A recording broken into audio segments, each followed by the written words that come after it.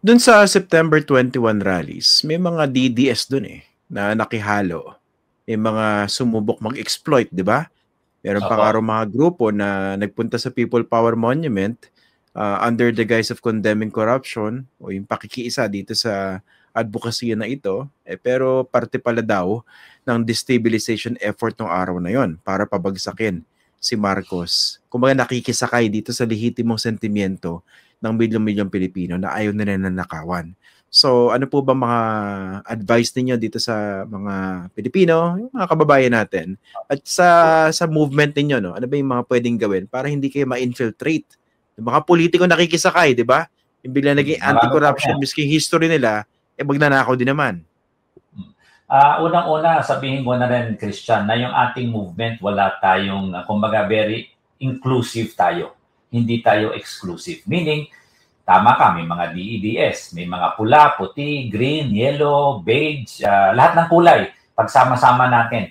Pero tayo hindi magsasama ng mga corrupt. Kung alam natin na sila corrupt, sinasabi ko na wag nang pumunta doon kasi mapapahiya lang sila. At baka yung sentimiento ng tao, hindi rin natin makontrol at alam mo naman, iba-iba yung tao dyan, number one. Number two, tama po, may mga nang-i-stabilize, merong gusto na manggulo para may mangyaring ibang agenda or meron silang ibang hidden agenda na gustong mangyari sa ating gobyerno, hindi ho natin pahihintulutan yan. Sabi ko nga, paulit-ulit, tayo for peaceful, constitutional, and rule of law. Ngayon, katulad po nung September 21, gumawa kami ng magandang koordinasyon sa MMDA, sa PNP, at bukod doon, meron po kaming sariling mga security personnel, private security personnel within our group. So, number one, we identify all the groups that has joined us and we police our ranks. Ngayon, kahit naman nangyari din yan na Christian, no? Kahit sa grupo namin, kung sa tingin namin hindi sila sumasang-ayon sa advokasya, pinagsasabihan natin ng maganda para doon sa ating rally, iisa lang yung ating boses, iisa lang yung pinaglalaban natin.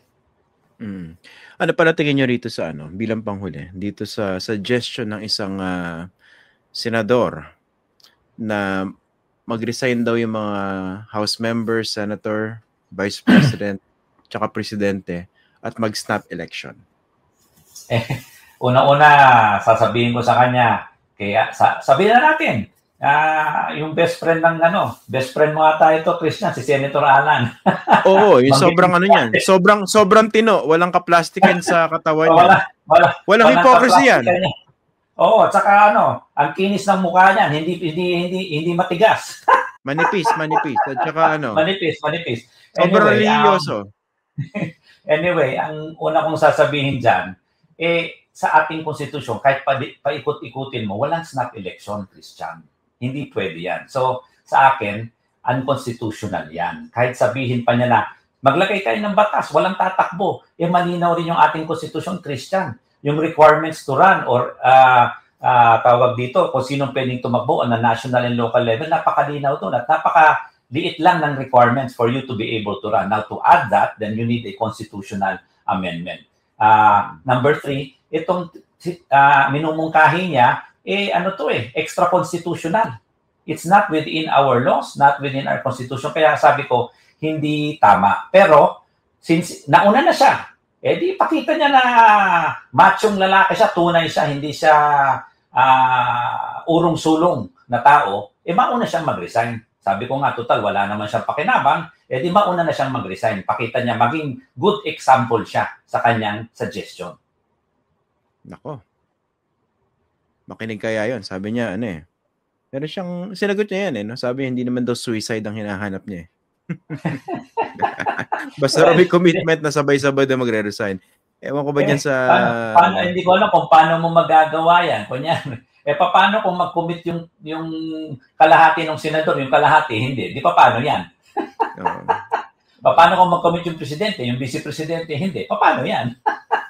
Well, at least napapag-usapan yung mungkahi niya, kahit napaka-ridiculous. At least napapag-usapan.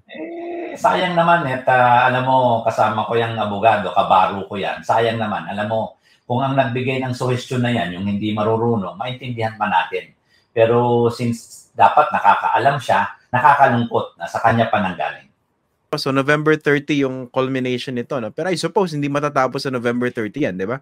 May susunod hindi naman matatapos. At siguro kung pwede ko lang itagdag na masyado namin tinitingnan at binabantayan rin yung ombudsman kasi ka-appoint lang ng ombudsman. So, pasalamat tayo na sa tagal-tagal, wala bakante yung pwesto, meron ng ombudsman ngayon. So, we are hoping na magkaroon ng special panel or special committee na magtututok dito sa flood control itong mga corruption na ito para nga bumilis-bilis ang trabaho ng investigasyon at sana kasi once ma-investigate yan, mag-file ng kaso, may makulong na at the soonest possible time.